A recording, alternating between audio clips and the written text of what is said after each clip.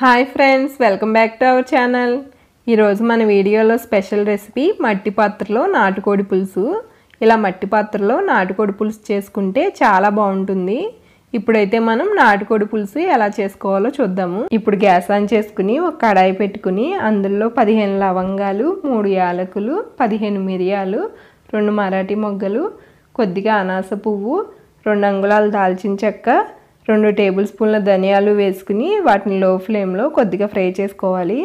ఇవి కొద్దిగా ఫ్రై అయిన తర్వాత ఇందులో 1 టీ స్పూన్ జీలకర్ర, కొద్దిగా ఎండు కొబ్బరి వేసుకుని వాటిని కూడా బాగా ఫ్రై చేసుకుని గ్యాస్ ఆఫ్ చేసుకుని చల్లారనివ్వాలి.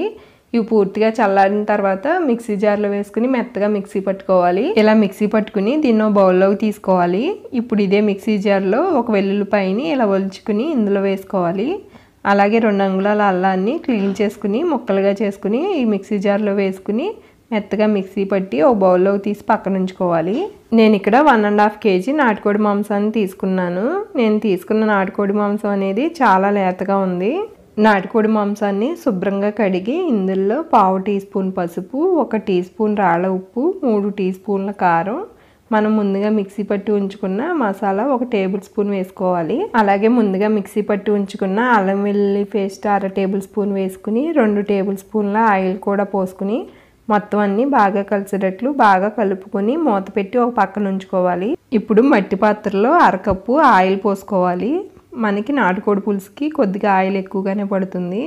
మనం మట్టి పాత్రలో ఎప్పుడు వంట చేసినా కూడా మట్టి పాత్రని డైరెక్ట్గా గ్యాస్ పైన పెట్టి ఆన్ చేయకూడదు. ఇలా ఆయిల్ కానీ వాటర్ కానీ ఏదో ఒకటి పోసిన తర్వాతే మనం ఆన్ చేసుకోవాలి. ఇప్పుడు గ్యాస్ ఆన్ చేసుకుని ఆయిల్ కొద్దిగా వేడైన తర్వాత 1 టేబుల్ స్పూన్ కరివేపాకు, 4 పచ్చిమిర్చి వేసుకుని వాటిని ఫ్రై చేసుకోవాలి.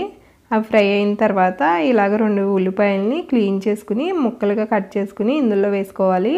ఇప్పుడు వీటిని లో ఫ్లేమ్లో బాగా ఫ్రై చేసుకోవాలి. ఉల్లిపాయలు బాగా ఫ్రై అయిన తర్వాత ఇందులో 1 టేబుల్ స్పూన్ అల్లం వెల్లుల్లి పేస్ట్ వేసుకుని 1 నిమిషం వరకు ఫ్రై చేసుకోవాలి. ఇలా ఫ్రై చేసుకున్న తర్వాత ఇందులో 1/2 టీ స్పూన్ పసుపు, 2 టీ స్పూన్ల రాళ్ళ ఉప్పు వేసుకుని మొత్తం అన్నీ బాగా కలిసేటట్లు కలుపుకోవాలి. ఇప్పుడు ఇందులో మనం ముందుగానే మసాలా పట్టించి ఉంచుకున్న నాటుకోడి మాంసాన్ని వేసుకోవాలి. ఇలా వేసుకుని లో ఫ్లేమ్లో మొత్తం బాగా కలిసేటట్లు బాగా కలిపి మూత పెట్టి ఒక 10 నిమిషాలు కుక్ చేసుకోవాలి. లో ఫ్లేమ్లో ఒక 10 నిమిషాలు కుక్ చేసుకున్న తర్వాత మూత తీసి మొత్తం అంతా ఒకసారి బాగా కలుపుకోవాలి. ఇలా మొత్తం బాగా కలుపుకున్న తర్వాత మనం ముందుగా మిక్సీ పట్టి ఉంచుకున్న మసాలా పౌడర్ వేసుకోవాలి. అలాగే ఇందులో 4 టీ స్పూన్ల కారం కూడా వేసుకుని మొత్తం బాగా కలిపి మూత పెట్టి కుక్ చేసుకోవాలి. ఇలా లో ఫ్లేమ్లో ఒక 10 నిమిషాలు కుక్ చేసుకున్న తర్వాత మూత తీసి మొత్తం అంతా బాగా కలిపి ఇందులో 2 పెద్ద గ్లాసుల వాటర్ పోసుకున్నాను. ఇలా వాటర్ పోసుకుని మొత్తం కలిపి మూత పెట్టి ఒక అరగంట లో ఫ్లేమ్లో కుక్ చేసుకోవాలి. మధ్య మధ్యలో కదుపుతూ ఉండాలి. మనకి నాటుకోడి మాంసం అనేది ఉడకటానికి టైం ఎక్కువే పడుతుంది. నేను ఇక్కడ లేతగా ఉన్న మాంసాన్ని తీసుకున్నాను కాబట్టి నాకు తొందరగానే ఉడికిపోయింది. అదే ముద్ర మాంసం అయితే టైం ఎక్కువ పడుతుంది. చూడండి, నాకు ఇక్కడ అరగంట లో ఫ్లేమ్లో కుక్ చేసుకుంటే మాంసం అనేది మెత్తగా ఉడికిపోయింది. మనం నాటుకోడి పులుసు చేస్తున్నాం కాబట్టి మనకి పులుసు అనేది ఇలా ఉంటే సరిపోతుంది. చల్లారిన తర్వాత ఇంకా కొద్దిగా చిక్కబడుతుంది. అందుకని ఇప్పుడు సన్నగా కట్ చేసుకున్న కొత్తిమీర వేసుకుని 1 నిమిషం కుక్ చేసుకుని గ్యాస్ ఆఫ్ చేసుకోవాలి. మట్టి పాత్రలో మనం ఈ నాటుకోడి పులుసు చేయటం వలన మనం గ్యాస్ ఆఫ్ చేసిన తర్వాత కూడా ఒక 10 నిమిషాల వరకు ఈ పులుసు కుక్ అవుతూనే ఉంది. అందుకే మనం కొద్దిగా పలచగా ఉన్నప్పుడు గ్యాస్ ఆఫ్ చేసుకుంటే అది కుక్ అయిన తర్వాత చిక్కగా అవుతుంది. చల్లారిన తర్వాత మనకు నాటుకోడి పులుసు అనేది ఇలా రెడీ అయిపోయింది. ఇంతే ఫ్రెండ్స్, ఎంతో ఈజీగా మట్టి పాత్రలో టేస్టీ నాటుకోడి పులుసు రెడీ అయిపోయింది. మన వీడియోలో స్పెషల్ రెసిపీ ఎంతో ఈజీ అండ్ టేస్టీ వెజిటేబుల్ బిర్యానీని కుక్కర్లో ఎంతో ఈజీగా ఎలా తయారు చేసుకోవచ్చో ఈ వీడియోలో చూపిస్తాను. దీనికోసం నేను ఈ గ్లాస్తో 2 గ్లాసులు సోనా మసూరి రైస్ తీసుకుని వాటిని శుభ్రంగా కడిగి ఒక పక్కన ఉంచుకున్నాను.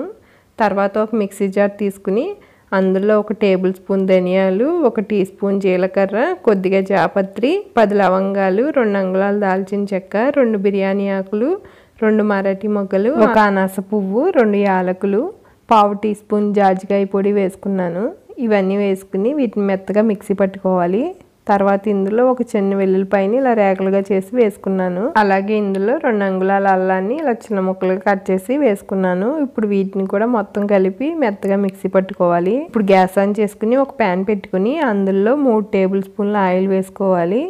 అలాగే 2 టీ స్పూన్ల నెయ్యి కూడా వేసుకున్నాను. మీకు నెయ్యి ఇష్టం లేకపోతే మొత్తం ఆయిల్ కూడా వేసుకోవచ్చు. ఆయిల్ కొద్దిగా వేడైన తర్వాత 1 టేబుల్ స్పూన్ కరివేపాకు వేసుకుని దాన్ని కొద్దిగా ఫ్రై చేసుకోవాలి. అది కొద్దిగా ఫ్రై అయిన తర్వాత 6 పచ్చిమిర్చి వేసుకుని రెండింటిని బాగా ఫ్రై చేసుకోవాలి. ఇవి బాగా ఫ్రై అయిన తర్వాత ఒక 15 చిన్న ఉల్లిపాయలను వేసుకుని వాటిని కూడా లో ఫ్లేమ్లో బాగా ఫ్రై చేసుకోవాలి. ఉల్లిపాయలు పచ్చివాసన పోయేదాకా ఫ్రై చేసుకున్న తర్వాత ఇందులో ఒక పావు కప్పు జీడిపప్పు వేసుకుని దాన్ని కూడా బాగా ఫ్రై చేసుకోవాలి. జీడిపప్పు ఫ్రై అయిన తర్వాత ఇందులో మనం ముందుగా మిక్సీ పట్టి ఉంచుకున్న మసాలా మిశ్రమాన్ని వేసుకోవాలి. మసాలా మిశ్రమాన్ని వేసుకుని బాగా కలిపి 1 నిమిషం ఫ్రై చేసుకోవాలి. ఇది ఫ్రై అయిన తర్వాత ఇందులో కట్ చేసి ఉంచుకున్న క్యారెట్, చిక్కుడుకాయలని వేసుకోవాలి. ఇవి వేసి ఒక 2 నిమిషాలు లో ఫ్లేమ్లో ఫ్రై చేసుకోవాలి. తర్వాత ఇందులో కట్ చేసుకున్న టమాటా ముక్కలు 1 టేబుల్ స్పూన్ రాళ్ళ ఉప్పు వేసుకుని బాగా కలిపి 1 నిమిషం పాటు కుక్ చేసుకోవాలి. తర్వాత ఇందులో కట్ చేసుకున్న బంగాళదుంప ముక్కలు కూడా వేసుకుని వాటిని కూడా 1 నిమిషం పాటు కుక్ చేసుకోవాలి. ఇందులో మనం ముందుగా కడిగి ఉంచుకున్న బియ్యాన్ని వేసుకోవాలి. బియ్యం వేసి ఒక 2 నిమిషాలు లో ఫ్లేమ్లో ఫ్రై చేసుకోవాలి. ఇలా ఫ్రై చేసుకున్న తర్వాత మనం తీసుకున్న 2 గ్లాసుల బియ్యానికి 2 వంతుల చొప్పున 4 గ్లాసులు వాటర్ పోసి ఒకసారి బాగా కలిపి మూత పెట్టి మీడియం ఫ్లేమ్లో 2 విజిల్స్ రానివ్వాలి. మీడియం ఫ్లేమ్లో 2 విజిల్స్ వచ్చి ఆవిరి మొత్తం పోయిన తర్వాత మూత తీసి చూస్తే మనకి వెజిటేబుల్ బిర్యానీ అనేది రెడీ అయిపోయింది. చూడండి, మనకి వెజిటేబుల్ బిర్యానీ అనేది ఎంతో పొడి పొడిగా చాలా బాగా వచ్చింది. అలాగే టేస్ట్ కూడా చాలా బాగుంది. చూసారు కదా ఫ్రెండ్స్, ఎంతో ఈజీగా కుక్కర్లో వెజిటేబుల్ బిర్యానీని చాలా టేస్టీగా తయారు చేసుకోవచ్చు. మీరు కూడా ఒకసారి ఇలా ట్రై చేయండి. మీకు ఈ వీడియో నచ్చిందని అనుకుంటున్నాను. నచ్చితే కనుక వీడియోని లైక్ చేయండి, షేర్ చేయండి. అలాగే మా ఛానల్ని సబ్స్క్రైబ్ చేసుకోండి.